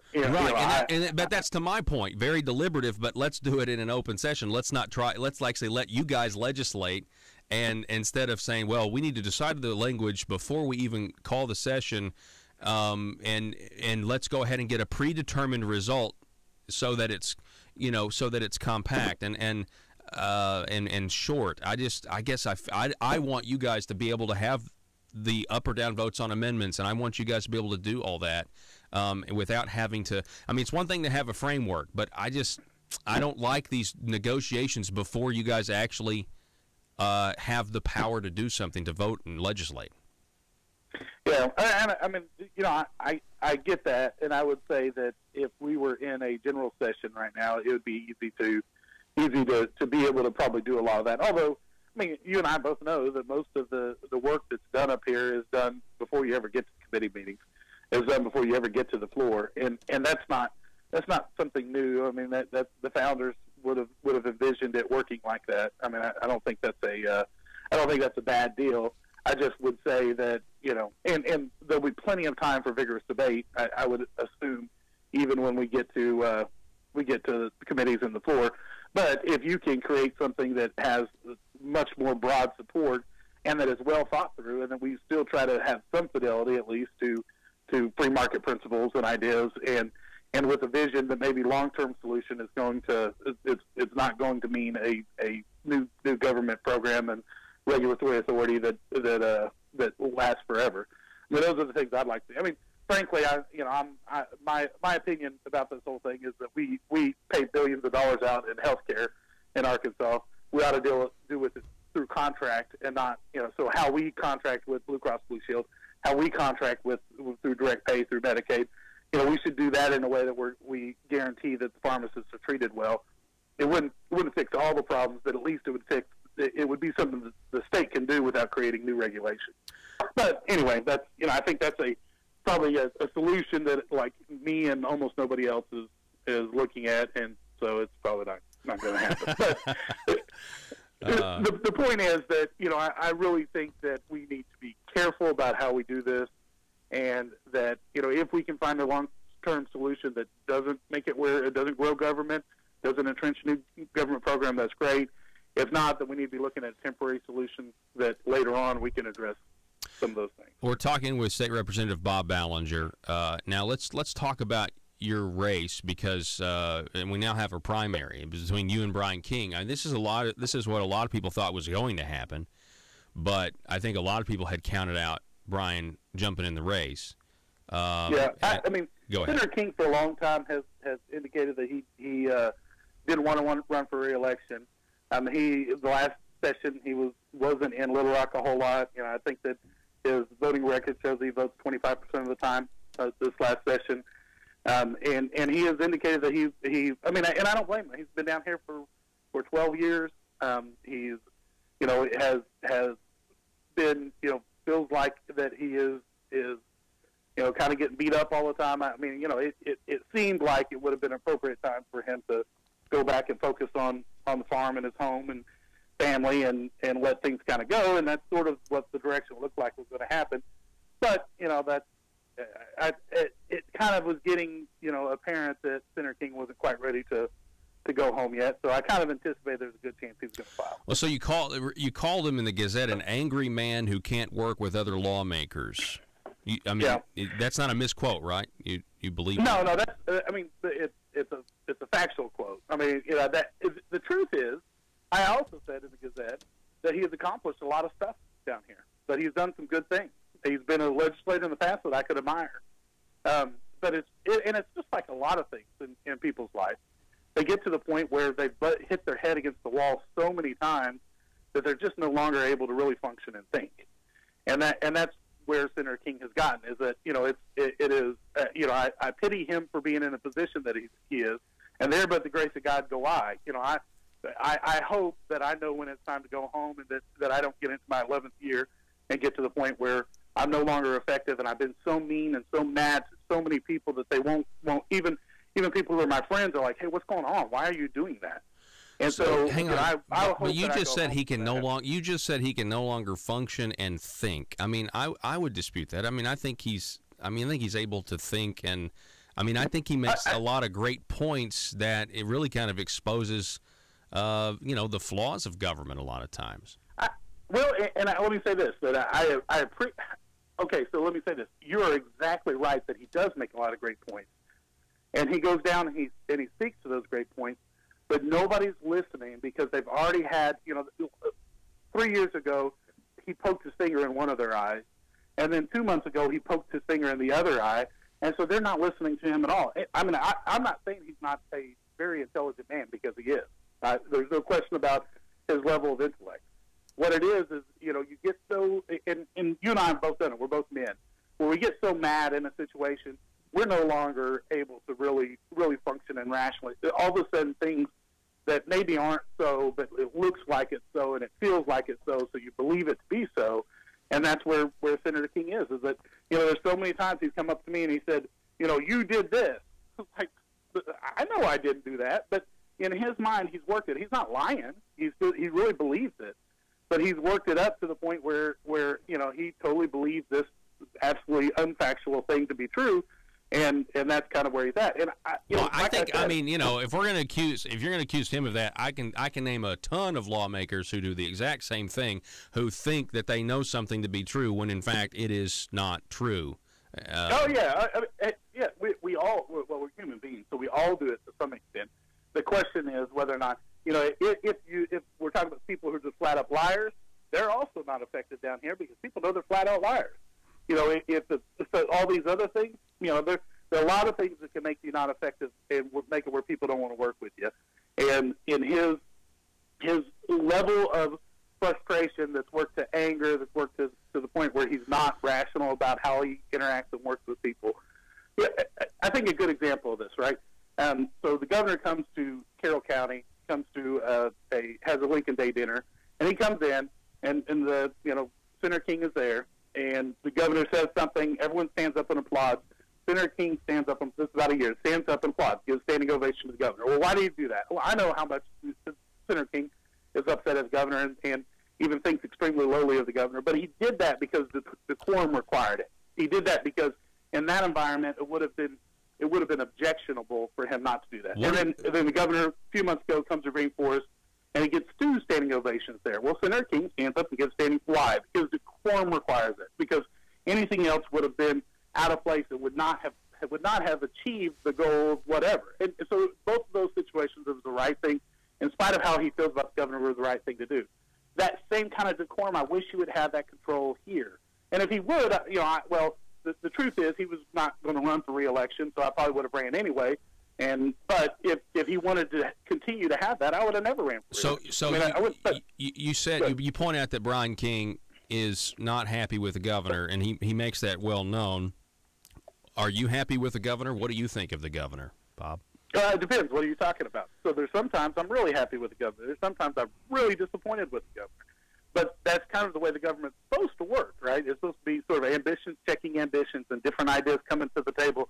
And I want to bring my constitutional limited government philosophy up here, and I want to push back on anything that's not like that. And hopefully we come to some sort of happy medium in the middle. What I want is I want to be the legislator like Nelda Speaks, right? I want to be the legislator like Ronald Reagan was.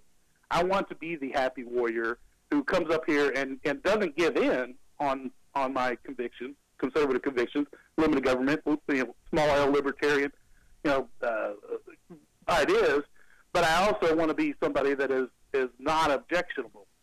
I mean, there are several things that that Senator King has done, and he is, like I said, he's not a stupid person. I think in his core, he is a limited government conservative. Now, I don't think everything he does is that, but people would say the same thing Bob, about me. We've got to take a break. Yeah. We're out of time, but hey, let's do this again, and we can get into more. We can get into some issues, and we'll talk about current events as well as the differences between you and Brian and that sort of thing. So we can certainly do this again. Anytime. Okay. I'd be happy to come on. All right, thanks. State Representative Bob Ballers, everybody. We got to take a break. Back in just a moment.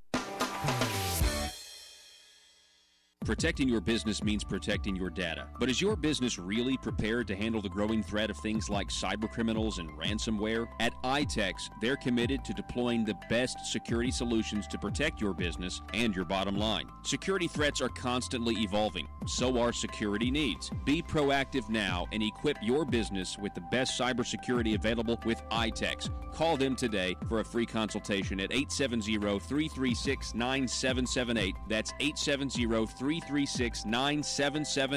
or itexusa.com. If you're like me, you believe that small business is the heart of Arkansas's economic engine, and it should be viewed that way by the politicians in Little Rock. Conduit for Commerce also believes, like you and I believe, policies that achieve less regulation and lower taxation help small business in Arkansas thrive. Other policies like small, constitutionally consistent government and reducing citizen dependency on government keeps it from growing and expanding its influence on our daily lives. Conduit for Commerce works every day to educate the general public and legislators on these important priorities in the name of Arkansas small business.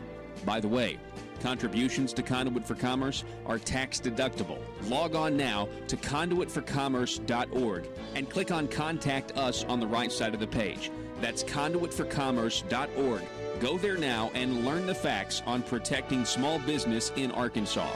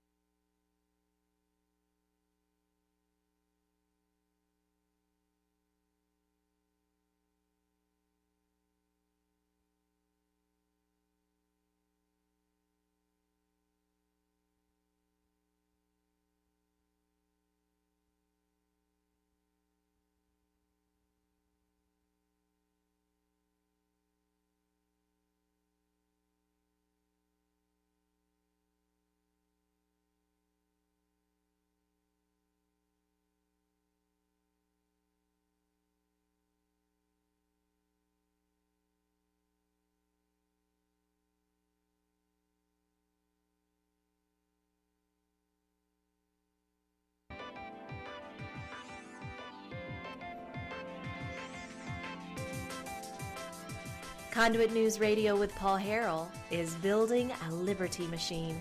Find out more at conduitnews.com. One more time. Everyone say it with me. I'm with her. I'm with her. Go ahead, Joe, whenever you're ready. Replace it with. I'm with her. I tell you, I'm proud of Arkansas. I'm really proud of Arkansas because both Mike Beebe, the prior Democratic governor, now Asa Hutchinson, the current Republican governor, have been among the most creative leaders in the country to figure out how to expand Medicaid in Arkansas, to take care of more than 100,000 people last time I checked. I'm with her. And you know what that's meant? That's meant not only that people got health care, it's also meant that rural hospitals have stayed open that are closing in states that refuse to extend Medicaid. Democrat talking I know points. It's a favorite issue on the Republican right, and I know how hard it is to try to do something as important as extending Medicaid. But I'm proud of Arkansas, and I go around bragging on this state because this was bipartisan. The Republican legislature had to approve it, and I am really supportive of what Governor Hutchinson is trying to do to make sure it stays here in Arkansas. There you go. Progressives, Hillary and Asa trying to break the glass ceiling of socialized medicine here in the great state of Arkansas. Folks, my name's Paul Harrell. This is Conduit News Radio. We'll see you tomorrow. Arkansas, be safe.